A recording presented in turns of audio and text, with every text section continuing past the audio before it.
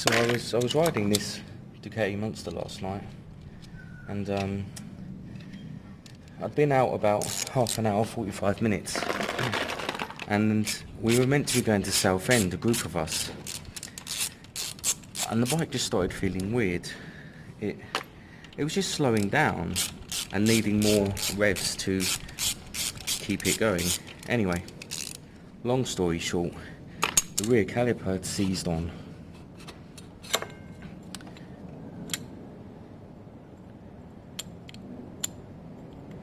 So I was stuck for a good 20 minutes. I left it sitting 20 minutes, and then it kind of loosened up enough for me to start heading back to the garage. And I did. I started heading back to the garage, and it seized again, literally 30 seconds down the road. And at this stage, I was a bit, really unsure. I knew that the back caliper had seized on, and I knew that if I had tools on me, I could have just released pressure in the line and just used the front brake for the rest of the journey. But I didn't have any tools on me, so I got it back after a good hour, maybe even an hour and a half. And that's where we are today. So taking the caliper off, just to have a look. It's not bad. It's all free and loose, but the pistons, as we look at, quite regularly, the pistons will need kind of popping out, greasing and pushing back in.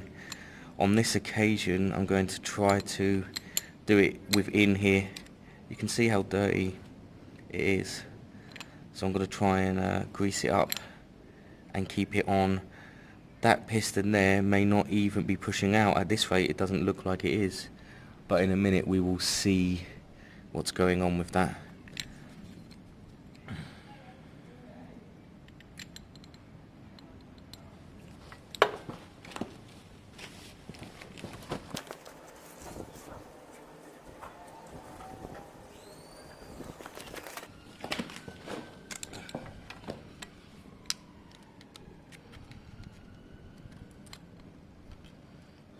Come on.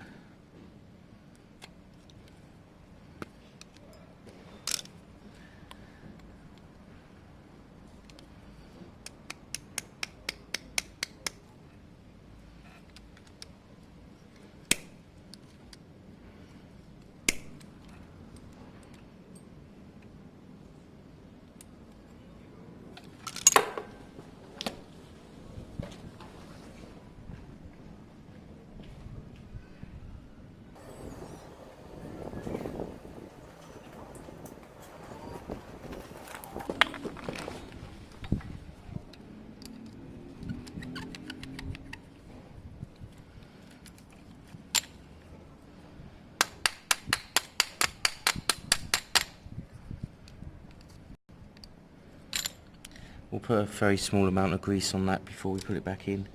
Nothing that can fall onto the actual friction pads. Now they've got plenty meat on them, they're actually fine. They may need cleaning up around the edges.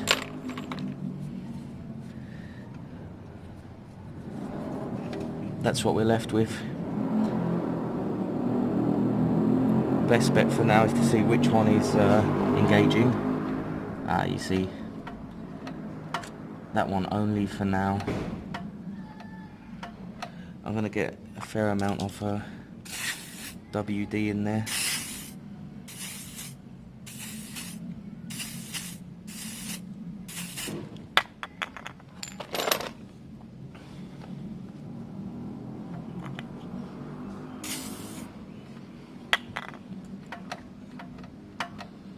This one's loosened up immediately.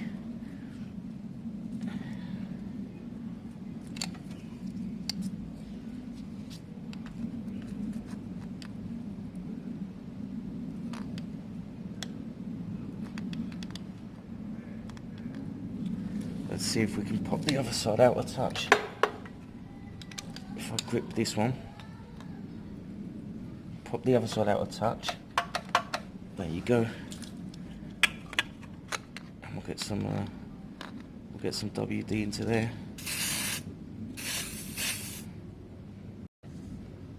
pressure on, work it in.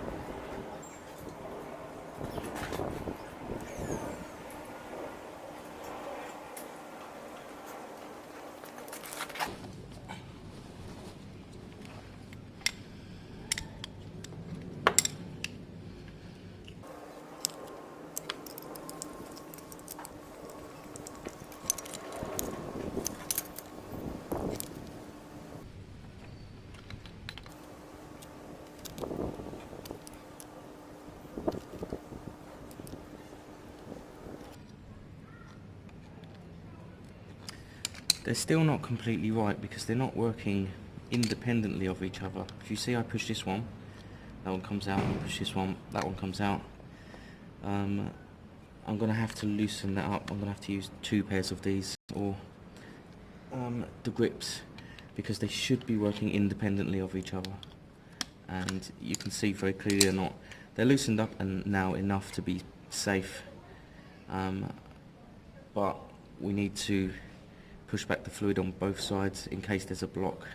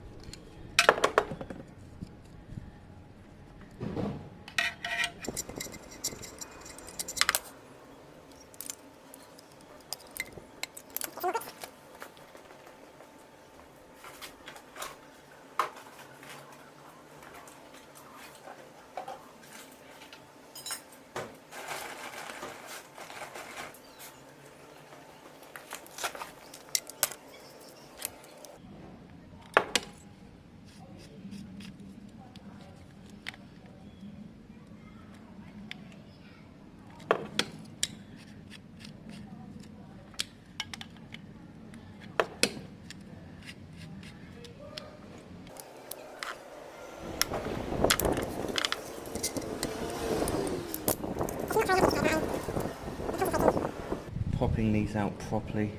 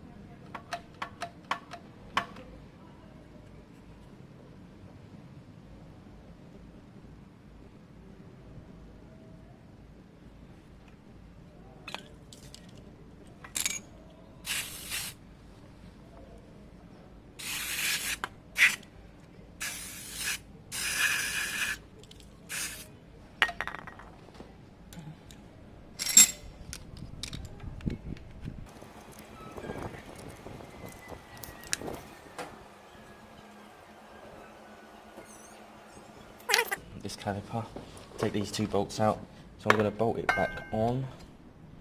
That holds it still enough for me to split them apart. You have to get the pistons out as far as you can.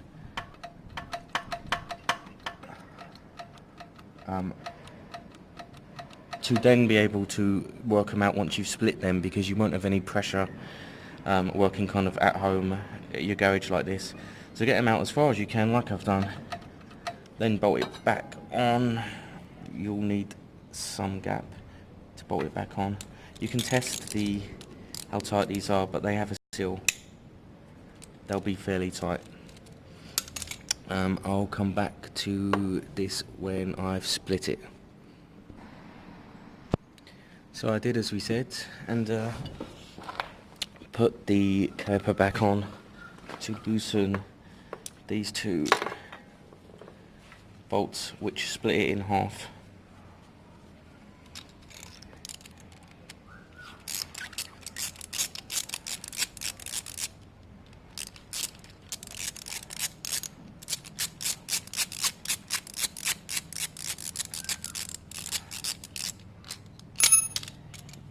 There you go, one.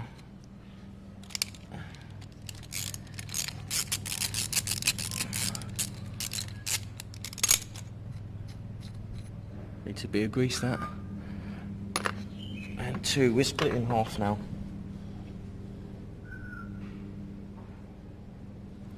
This is where now we can use lots of grease, but also lots of cleaner, brake cleaner, to make sure it's all very clean. These pistons need to come out. The seals behind them will probably be perished or need reseating. Normally they need reseating when they've got stuck like this. So that's what we'll look at next.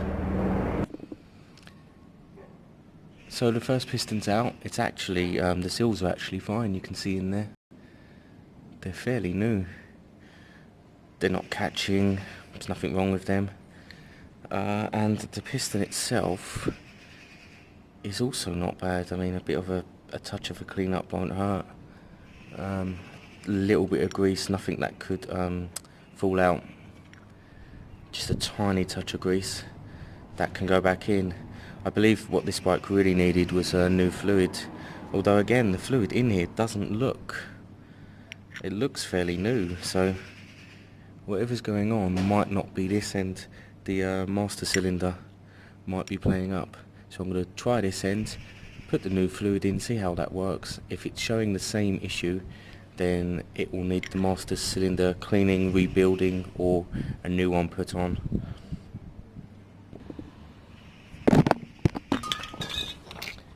Same story on the other side.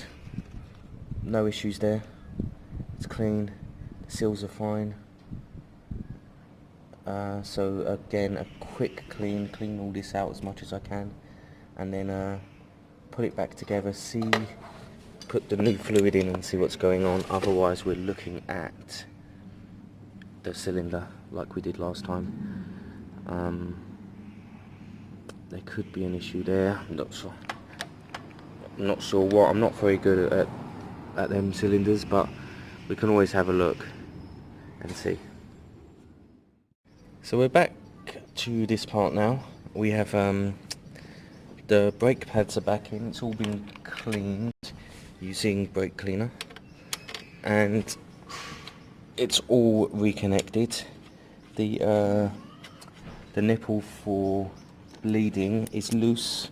You should always get that loose before you start any of this, because sometimes they break, they round off, or they just don't work, and then you're screwed really. So I know that this one's hand tight at the moment because I can feel it down here, and I'll be doing a lot of the bleeding now just through probably using my hand or an 11, which is what it is. Just double check these ones. Once you've bolted it back on, you can get a little bit more torque. There is a seal under one of them, so it's actually quite important to make sure it's sealed fully so the fluid doesn't come out between, and obviously onto the brake pads. So at the moment everything's back to how it should be. The nipple can be loose at this stage because when we fill up the reservoir up here, we actually want the fluid to work its way down, and leaving the nipple open can do that. It's not a quick or easy process by any means. I think I'm going to do a mixture of reverse bleeding where I inject fluid up in this direction. It's actually a little bit harder on this one right now because the nipple is upside down. What I should consider is taking this back off maybe and turning it upright. For that I probably will do that. So I'm not going to show you the whole bleed system. We've done that before. I'm going to be filling up the reservoir up there and pumping the pedal, leaving the nipple at the back undone to get the fluids basically going down and all the way through. It can take a little while, it's a bit of a process. If that's going too slow, I'm going to reverse bleed, like I said, by injecting fluid up in the other direction. So I'll let you know when we've done all that, and if it's working or not. It will need to go on a test run as well. And once everything's back to normal, you absolutely bombard it with brake cleaner. You have to get rid of all the residues, all this. Every time I touch it, you're leaving on a residue which will affect the brakes. So bundles of brake cleaner at the end of all this. So sorry about the background noise. The video's ended for today. The rear brake went back to normal and was being applied, but I wasn't happy with it, and that's kind of the most important thing when working on bikes. You have to decide if you're happy with what's going on. I think in my head I'd always be worried about the back brake seizing back on again. I believe the rear master cylinder is the problem, because I flushed the fluid twice today. The pistons were definitely no issue at all. The seals were fine. I checked they weren't letting fluid or air through. That only leaves the actual master cylinder. So on this occasion I've ordered a new one, a gold one, that I'm going to be putting on. I think it's worth it. I think it's important. If of course I get the master cylinder and it doesn't solve the problem, then there's a problem with the caliper, and I'd have to look at getting another one of them or a rebuild kit or something. But I believe the rear master cylinder will solve the problem. So that will be here Tuesday or Wednesday, and we will continue the brake build then.